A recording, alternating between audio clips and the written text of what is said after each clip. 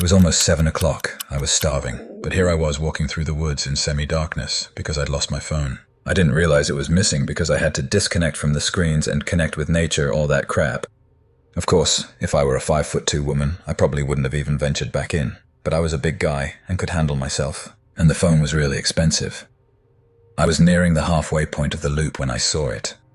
Up ahead, maybe 30 yards, there was something in the middle of the trail. I squinted, trying to figure out what it was. It looked like a scarecrow, tall and thin with no clothes, but it was facing away from me, perfectly still. What is that? If it were lighter in the forest, I would have been able to see it clearly, no problem. But as it was, all the trees and leaves and rocks were washed in dark blues and greys, and everything was melting and blurring together in overlapping shadows. I continued forward at a slower, more cautious pace. At about 10 yards away, I stopped. Its head was turning, slowly, a full 180 degrees, until it was looking directly at me while its body still faced the other direction. I squinted and froze. The face was completely smooth, no features at all, just pale, blank skin stretched over bone. What the fuck? There's no way it didn't see me. I was only 10 yards away. It wasn't fully dark yet.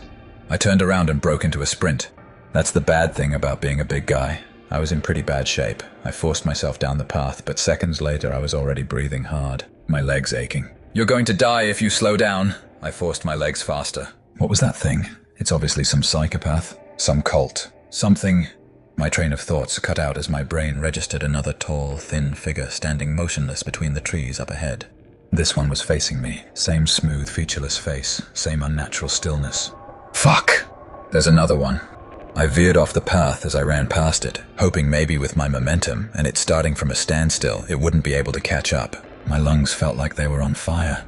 I whipped around. Close behind me, on the trail, were the two figures. They moved with jerky, unnatural strides like marionettes controlled by a drunk puppeteer. Their blank faces somehow tracked my movement despite having no eyes. My stomach turned and I forced myself to run faster. I heard branches snapping on either side of me, getting louder. I couldn't look. I knew more of them were emerging from between the trees. I'm going to die here. That's the price I put on my life. An iPhone 16. That's how much my life is worth. I screamed and forced myself to run faster.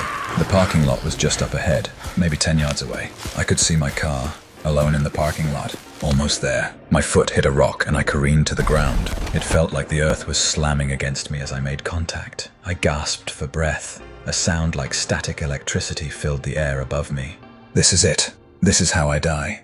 Something grabbed my arm with fingers that felt too long and too cold. I scrambled back up, forcing myself to move. Those impossible fingers dug into my forearm, but I pushed myself forward. I don't know how I did it, but I got back to the car. Blood was dripping down my arm. I started the car and peeled out of there, but before I left the parking lot, my headlights swung across the trailhead. There were at least a dozen of them there, standing perfectly still in a line. Tall, thin figures in no clothes with smooth, white blank faces all turned toward me, watching me leave in complete silence. That was an experience I will never forget in my life.